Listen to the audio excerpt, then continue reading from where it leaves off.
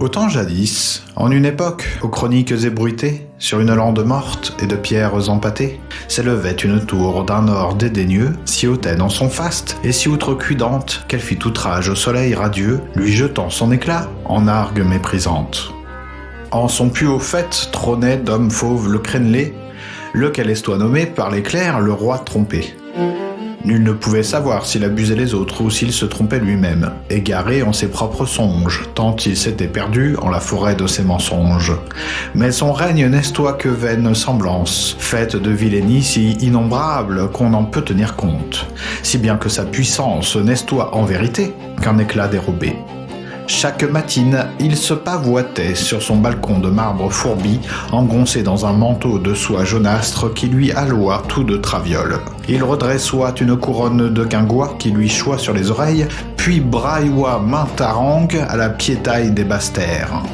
Oyez et voyez les monstres de la noire forêt, éructait-il, la face toute safranée et suante de courroux.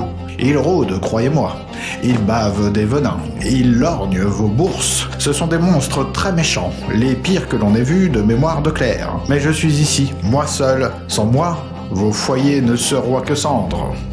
Et la piétaille, transie sous ses haillons de misère, le magnifiait en lui lançoit des grandes clameurs, car l'effroi contraint les cœurs à chérir les murailles, fût-ce des remparts de vent et des forts de néant. Or, nul ne pouvait subodorer que chaque nuitée, le sire faisait dévaler une échelle de chanvre et conviait à la table les démons mêmes qu'il vouait aux géhennes à la clarté du jour. Il leur versait du vin de ses celliers profonds, en échange de secrets que l'on ne murmure qu'aux princes sans foi et aux tyrans qui tremblent devant l'aube. En sa cour, le roi trompé s'entoura de vassaux étranges, non point issus de la glaise commune, mais du verbe, du nombre et de la froide discipline. Il y avoit, par exemple, Hélion le stélifère, lequel promettoit route d'acier et cité suspendue, jurant que l'homme quitteroit la terre pour vivre entre machines et étoiles. Il parloit d'avenir avec la ferveur d'un prophète, et nommoit conquête, ce qui n'estoit que fuite, tandis que ses ouvrages, trop pressés d'advenir, défendroient avant d'être habités. Non loin de lui se tenoit Venceux le silencieux, seigneur d'un ordre sans fissure, venu des marches d'Orient. Sous son œil de pierre, les gosiers s'asséchoient, de crainte, nul n'osait souffler mot, et l'âme même sembloit mise au fer. Venoit ensuite mêlant le vociférant, tribun des places et des foules pressées, qui promettoit justice en phrases longues et lendemains ardents en paroles de feu. Il changeoit souvent d'ennemis, mais jamais de colère, et nourrissoit les haines sans jamais leur donner d'issue. Le peuple l'émoit pour sa fureur, les puissants pour son impuissance. En ces lieux s'agitèrent encore des clercs de la Bacque et du grimoire, lesquels forgeaient des lois de molles cires pour les puissants et des carcans de fer pour les déshérités.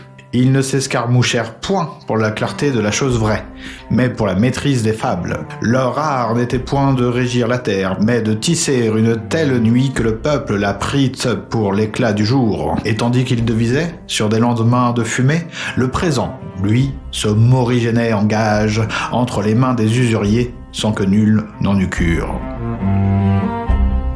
Mais afin que la tour reluisît sans cesse, il lui falloit sève rouge, la sève des bois profonds et obscurs. En secret, le roi traitoit avec les monstres. Le pacte estoit simple et sans serment. Le roi laissoit les créatures haussir les villages esselés et fouler aux pieds les nids des bêtes de la forêt. En échange, les monstres lui rapportaient les richesses du sol et les minerais de sang. Tandis que le roi clamoit du balcon qu'il gardoit le royaume, ses propres gardes, la nuit venue, ouvrant les barrières pour laisser passer les bêtes à griffes. Ainsi, la prospérité de la tour n'estoit point don du ciel, mais salaire d'un vaste abattoir dont les cris ne montoient jamais jusqu'au marbre. Alors advint qu'un artisan nommé Enguerrand, homme de mains rudes et de croyances droites, mena son fils aux portes de l'école royale. « Sire, dit-il en s'agenouillant, mon fils a le talent des anciens. Enseignez-lui à être maître. » Le roi trompé regarda l'enfant et s'esclaffa d'un rire gras qui fit teinter ses bagues d'or et tressauter son ventre. Le talent. Regarde les fils des seigneurs ici présents. Ils sont nés sur des coussins de soie, dont les fils sont faits de la sueur de tes pareils. Ils ne réussissent point, petit. Ils sont la réussite même. Et si tu ne peux point voler par toi-même, c'est que tu n'as pas la gagne. Alors, Enguerrand vit derrière le trône les carcasses des bêtes de la forêt et les ruines des villages effacés. Il comprit que la fortune des rapines n'est soit qu'un héritage de sang vêtu d'apparence miraculeuse et que l'or de la tour ne lui joua que de ce qui la voit brûler. Le roi et ses vassaux n'est soit que parasites magnifiés, se partageant les restes du monde comme des nourrissons cruels autour d'un feu qu'ils ne savoient plus éteindre. Alors Enguerrand prit la main de son fils et descendit vers l'ombre des terres basses. Et chemin faisant, il lui dit à voix basse « Ne cherche plus à entrer dans leur lumière, mon fils, car leur or n'est que le reflet d'un incendie qu'ils ont eux-mêmes allumé. Bâtis ailleurs, bâtis plus lentement, car là où l'on œuvre sans couronne, la vérité parfois demeure. »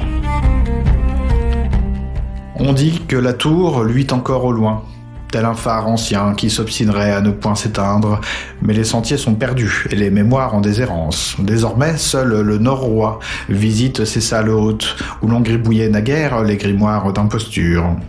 Un jour cependant, un vachier aurait déterré par aventure, au flanc d'un talus mangé par la nielle, un cercle de métal tout cabossé et de travers, qui semblait avoir été forgé pour un crâne mal tourné. On n'en fit rien.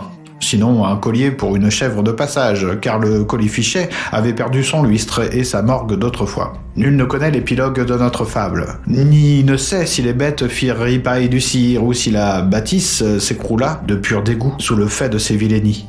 On devine seulement que le temps et l'oubli ont fini par manger des songes pour purger la lande de ces vieux mensonges.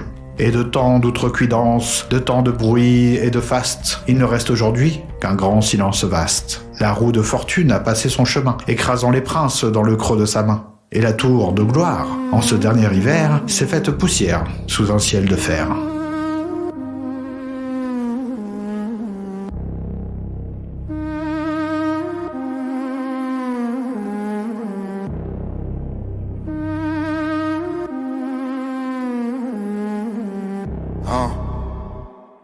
Tout est écrit dans les chiffres avant même le premier souffle. Pendant que l'un hérite d'un empire, l'autre amasse la douille. Il parle de mérite, mais l'équation est déjà résolue. Une variable bien connue pour nous, pour eux tout est couru. L'alignement des planètes n'est qu'un astrolabe mécanique. Une horlogerie suisse pour éviter la panique des foules. Ils ont acheté les étoiles, calibré les trajectoires. Pendant qu'on cherche un sens au milieu de leur trajectoire. Le talent, c'est le reste d'une division par zéro. Le luxe de pouvoir échouer sans jamais finir au cachot. Les dés sont pipés, les calculs sont faits d'avance. L'ordre du monde ne tient qu'à une fausse chance. Ils comptent les siècles ou comptons les secondes, pendant que leurs chiffres parfaits verrouillent le monde. Regarde la géométrie de leur fortune, des angles droits et froids, bâtis sur des dossiers scellés, des silences de roi. On nous donne les miettes des statistiques, le faux espoir, pendant qu'ils règlent les cadrans à l'abri du regard. 142 variables pour verrouiller la serrure, une combinatoire précise pour garantir leur futur. Ce n'est pas de l'audace, c'est juste de l'arithmétique, le confort de savoir que le système est systématique. La chance est un algorithme qu'ils ont appris à coder, pendant que les opprimés s'épuisent à vouloir tout sauver. L'univers n'est pas vaste,